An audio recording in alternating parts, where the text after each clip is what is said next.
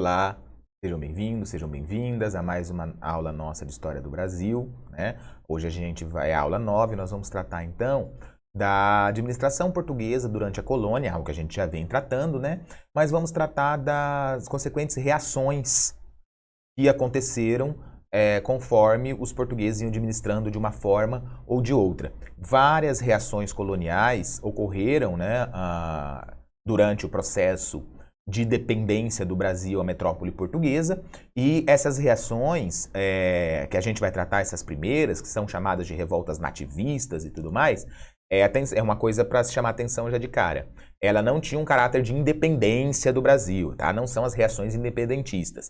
São reações feitas por grupos, né, por alguns interesses de grupos de setores do Brasil, que perderam ou que queriam ganhar mais, e que a administração portuguesa ela freava esse desenvolvimento dessas regiões e desses grupos, certo? Então as reações que nós vamos ver, algumas a gente até já chegou a dar uma olhada, a gente só vai relembrar de maneira rápida, elas foram reações à administração portuguesa que ocorreu durante o período colonial, ok?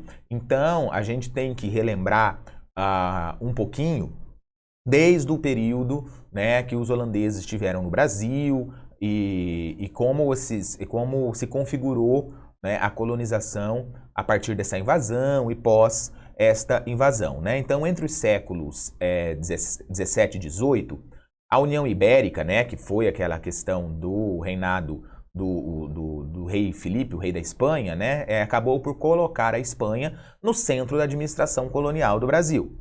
O Brasil ficou um tempo sendo uma colônia indiretamente da Espanha, né, porque Portugal estava em processo de dependência para com a Espanha, né? Então os espanhóis, por tabela, passaram a ter relações com as colônias portuguesas, tanto o Brasil quanto na África, né? Então a Espanha, ela virou o centro da administração colonial do Brasil. Isso acarretou, por exemplo, na invasão dos holandeses no Nordeste, né, e teve como consequência algumas revoltas de caráter nativista, que são essas revoltas que nós vamos ver, feitas por nativos, por colonos que moravam no Brasil, por isso nativistas, certo? Além de um outro olhar sobre a administração colonial com as reformas de Marquês de Pombal, ok? Então, vamos lá dar uma olhada na questão da restauração em 1640, tá? Vamos relembrar um pouco isso. Portugal consegue sua independência da Espanha e aclama Dom João IV como rei.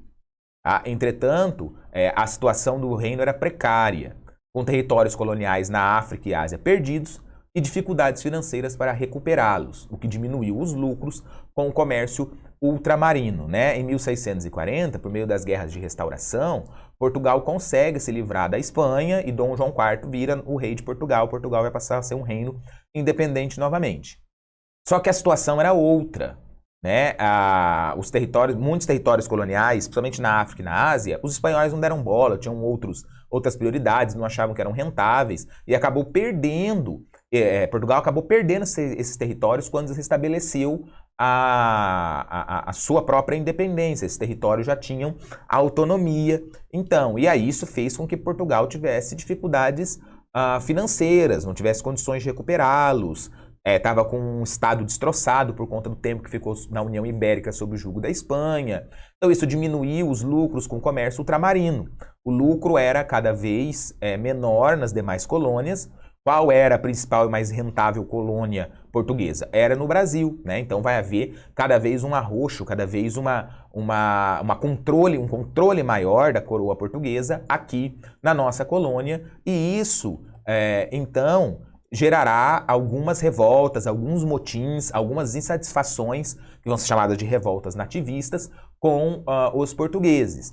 A gente vai ter em 1641 a aclamação de Amador Bueno, né? Após a restauração, alguns bandeirantes paulistas, tá, que no período da União Ibérica mantiveram relações comerciais com os espanhóis, tiveram que interromper as atividades, já que Portugal voltou a proibir a escravização indígena, né? Alguns bandeirantes tinham os seus lotes de terra em São Paulo, já estavam na prática de captura de indígenas para a escravidão, certo? A Espanha não via problema nenhum nisso, isso aumentou a possibilidade de produção desses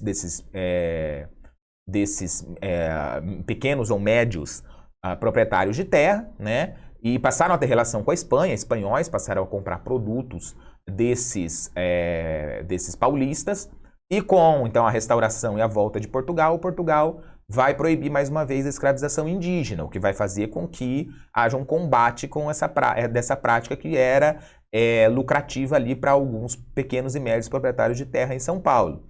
Então os rebeldes buscaram criar um reino independente, tá, na região de São Paulo, de relações com a Espanha, aclamando o proprietário de terras e bandeirante Amador Bueno como rei de São Paulo.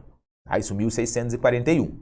Sem apoio, porque a população não aderiu em massa a essa revolta e com receio de uma violenta repressão, o motim chegou ao fim, certo? Porque não conseguiram apoio, nem armas, nem dinheiro, e a reação portuguesa poderia ser uma reação extremamente violenta, repressora, e com isso acabou chegando ao fim o motim, mas foi motivado pelo período que a Espanha ficou aqui relacionando-se com o Brasil enquanto colônia, e esses bandeirantes, esses proprietários de terras que queriam a continuidade da escravização indígena e queriam então criar um reino independente com relações com a Espanha. Isso não aconteceu, mas foi aí um motim nativista que ocorreu.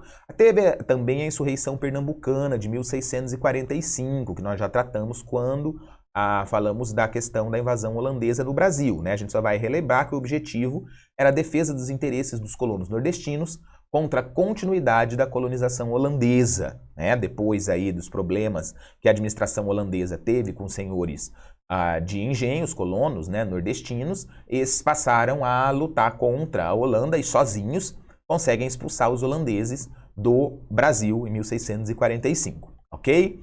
A gente vai ter também a chamada Revolta de Beckman, em 1648, né? E também tem a ver com a proibição da escravização indígena, né? Com a proibição da escravização indígena, e Portugal não levava escravos africanos ao Grão-Pará e ao Maranhão, né? Duas regiões que foram aí palco da Revolta de Beckman, o extrativismo da região se viu prejudicado, o que resultou nesta revolta maranhense, liderada pelos irmãos Beckman, senhores de engenho, e Jorge de Sampaio Carvalho, comerciante, né? Então, eles queriam mão de obra para trabalhar nos engenhos, para trabalhar na produção, para trabalhar no extrativismo, tá? A região do Grão-Pará era uma região de muito extrativismo, de proprietários de terras que extraíam drogas do sertão, principalmente, e precisava-se mão de obra para isso.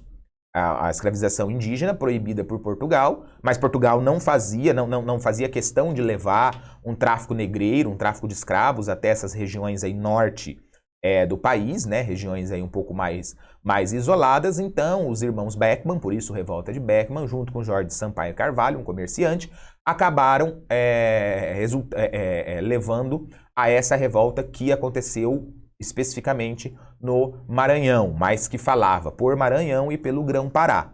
O movimento foi derrotado, certo? As tropas portuguesas conseguem derrotar a revolta de Beckman, mas como uma forma de apaziguar essa revolta que poderia ter outros levantes, Portugal voltou a permitir a escravização do índio na região. Então, na região amazônica, na região maranhense, Portugal fez vista grossa à escravização indígena, então, e isso fez com que sanasse, então, a revolta, certo? Nós teremos também a Guerra dos Emboabas, que a gente já trabalhou, foi de 1707 a 1709, foi ocorrida em Minas Gerais, certo? Onde os bandeirantes paulistas lutaram pela exclusividade de exploração das minas contra aqueles que chegaram depois e acabaram, então, derrotados. Alguns bandeirantes paulistas, no intuito de buscar indígenas, né, de fazer essa interiorização do Brasil, acabam encontrando algumas jazidas de ouro. E aí, obviamente, atrai-se muito mais gente.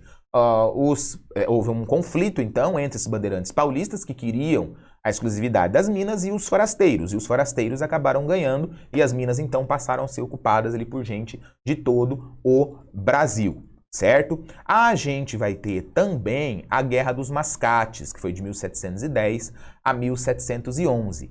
A Guerra dos Mascates foi uma disputa entre senhores de engenho, ok? E comerciantes portugueses. Se deu na cidade de Pernambuco.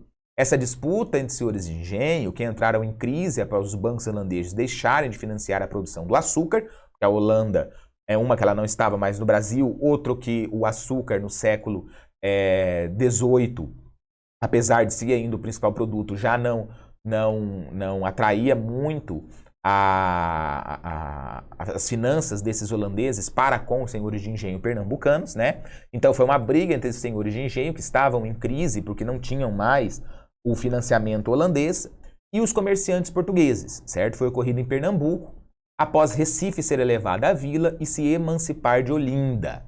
Os senhores de engenho de Olinda tinham ali o controle político da região e o Recife, que melhorou muito as suas relações comerciais com o período que os holandeses passaram no Brasil, queriam autonomia e acabaram então emancipando-se de Olinda e virando uma vila própria. Dessa forma poderiam fazer o comércio de uma maneira mais independente, taxar impostos de uma maneira mais condizente com a realidade recifense, né? Mas então os senhores de Olinda invadiram Recife. E, por sua vez, foi defendida pela coroa portuguesa e conseguiu a autonomia, ok? Então, a briga foi entre senhores de engenho de Olinda, que não queriam perder o seu poder político, a sua hegemonia política sobre a região, e comerciantes portugueses que queriam a sua independência para fazer o comércio sem dar satisfação aos senhores de engenho de Olinda, certo? Então, a Recife é elevada à categoria de vila, se emancipou de Olinda, os senhores de engenho de Olinda acabaram, então, invadindo o Recife, mas os comerciantes que moravam em Recife, a sua maioria portugueses, tiveram a defesa da coroa portuguesa. Elas defenderam os interesses portugueses em detrimento dos interesses dos senhores de engenho de Olinda. E então, a Recife consegue a sua autonomia, passa a ser uma vila própria, o que vai, então, melhorar para os portugueses, né, esse comércio, essas relações comerciais na região, né, e até com outras regiões. A gente teve também, já visto, só relembrar, a revolta de Vila Rica ou Filipe dos Santos, certo? Em 1720. É uma revolta considerada como antecessora da Inconfidência Mineira, né? Ela aconteceu em Vila Rica, uma das cidades mineiras por excelência, né? Onde hoje é o estado de Minas Gerais. Lutava pela diminuição das taxas, né? E do quinto, aquele imposto que era cobrado sobre o ouro. Além de que exigia o enfraquecimento da fiscalização por parte da metrópole, ou seja, que Portugal não fosse ali tão sedento de fiscalizar e de se colocar perante o que era extraído, né? Ela foi derrotada, né? E a capitania de Minas Gerais se separou da de São Paulo, aumentando então o controle português sobre essa região do ouro. Né, como uma capitania imensa, era mais difícil de controlar, dividiu-se as capitanias de forma que Portugal pôde olhar mais de perto para essa extração do ouro e para as revoltas que poderiam aí estar, vamos dizer assim, dentro dessa perspectiva aurífera, ok? Então, a gente pode perceber, antes da gente ir para outro tópico, que essas revoltas, chamadas de revoltas nativistas, foram reações, né, ou a realidades muito locais, certo? Ou foram reações à forma a qual os portugueses tratavam setores da colônia, ou regiões da colônia. Elas tinham um caráter particularizante, ou seja, não era um caráter nacionalizante, não tinham nenhum tipo de relação com a independência do Brasil ou com a retirada da metrópole portuguesa das decisões brasileiras, eram revoltas localizadas, certo? Feitos por grupos que tinham interesse de melhorar a vida, vamos dizer assim, de certos grupos. Então, essa é a característica fulcral das revoltas nativistas. Vai ser diferente da Inconfidência Mineira, da Conjuração Baiana, da Revolução Pernambucana, que aí vão ter um caráter independentista grande. Não era esse o caso. Eram revoltas para resolver particularidades de grupos sociais, de colonos ou de regiões brasileiras, ok? Dentro dessa administração colonial, é muito importante a gente falar no século XVIII sobre a Reforma Pombalina, feita pelo então primeiro-ministro Marquês de Pombal. Portugal era um regime real, era um regime monárquico, mas vivia sob uma monarquia parlamentar. Então havia um primeiro-ministro que auxiliava o rei na administração, tanto do reino português como de todas as colônias, né? Então, Portugal, desde o período da Reconquista, né, da questão ibérica, passava por uma crise muito grande. E essa crise, então, teria que fazer com que outros meios pudessem ser encontrados para Portugal voltar como um reino mais ou menos poderoso que seja e que não tenha risco até de ir à falência, né? Então a crise pela qual passava Portugal, a dependência cada vez maior com a Inglaterra, porque cada vez com as perdas portuguesas, empréstimos ingleses eram feitos, a Inglaterra passou a ser uma grande compradora de produtos portugueses e com isso a dependência aumentou, a perda de colônias, né? E com a queda da exploração aurífera no Brasil, o ouro foi acabando no século XVIII, né? Então Portugal estava cada vez mais sem dinheiro. Isso fez com que o primeiro-ministro de Portugal, Marquês de Pombal, promovesse entre 1750 e 1777 uma série de reformas de caráter liberal, influenciada pelas mudanças em França e Inglaterra. Marquês de Pombal era um déspota esclarecido, né? Era alguém que estava junto da monarquia, mas que vendo o exemplo de Inglaterra e principalmente da França, vai absorver ideias iluministas dentro de seu governo, como uma forma de evitar uma revolução, que ele tirasse a monarquia do poder, e ele mesmo, né? E também como uma forma de modernizar o Estado português e tentar fazer com que Portugal saísse da crise séria a qual se encontrava, né? Então sua intenção era modernizar a administração pública e ampliar ao máximo os lucros provenientes da exploração colonial. No campo interno, ou seja, dentro de Portugal, o Marquês de Pombal controlou os gastos com um corpo de funcionários, reduziu despesas e incentivou o início da industrialização do país, né, fazendo então que Portugal entrasse nesse processo da Revolução Industrial, que já estava aí em grande parte da Europa, e fizesse então com que Portugal pudesse se inserir dentro dessa lógica mais liberal e dentro dessa lógica de um Estado menor e com isso esse Estado pudesse ter menos gastos. Já para o Brasil, Pombal instituiu a cobrança anual de 1.500 quilos de ouro, certo?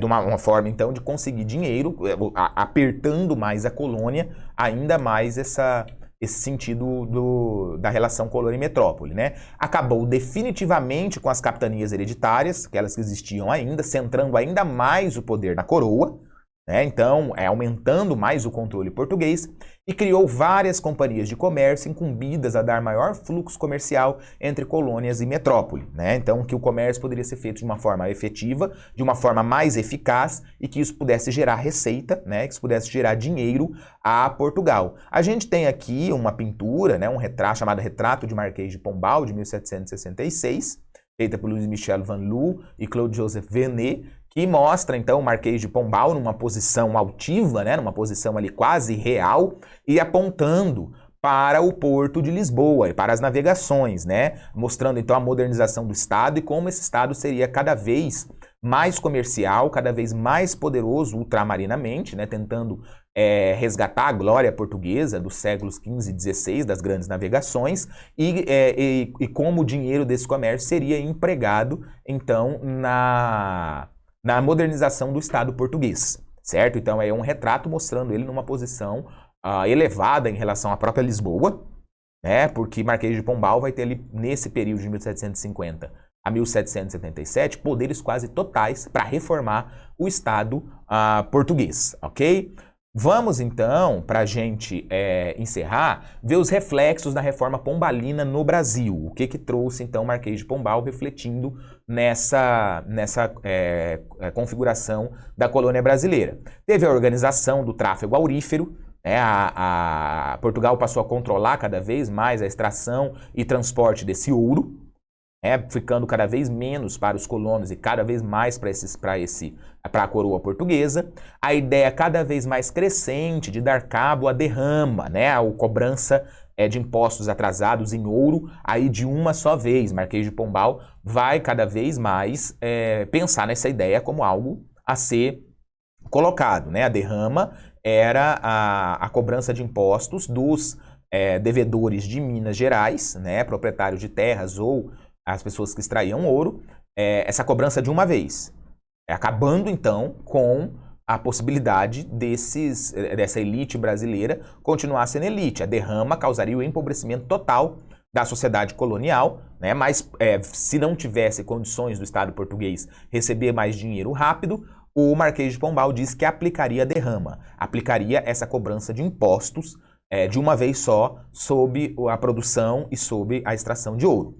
A transferência da capital para o Rio de Janeiro, né? Salvador vai deixar de ser capital e o Rio de Janeiro vai passar, então, a ser a capital do Brasil. Controle das fronteiras coloniais entre Portugal e Espanha, né? Vai ter um maior controle sobre quem ia e vinha, espanhóis que entravam na parte portuguesa, portugueses que entravam na parte espanhola. O Marquês de Pombal vai montar, então, um controle maior dessas fronteiras.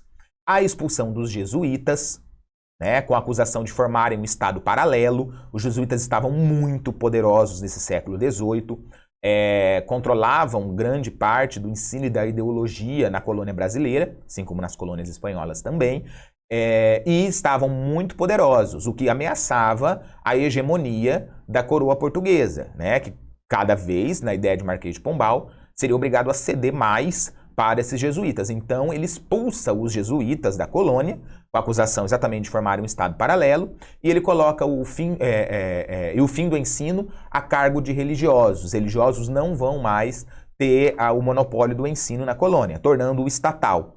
Seria então a coroa portuguesa que iria zelar pelo ensino no Brasil. Então expulsa-se os jesuítas e o ensino deixa de ser religioso.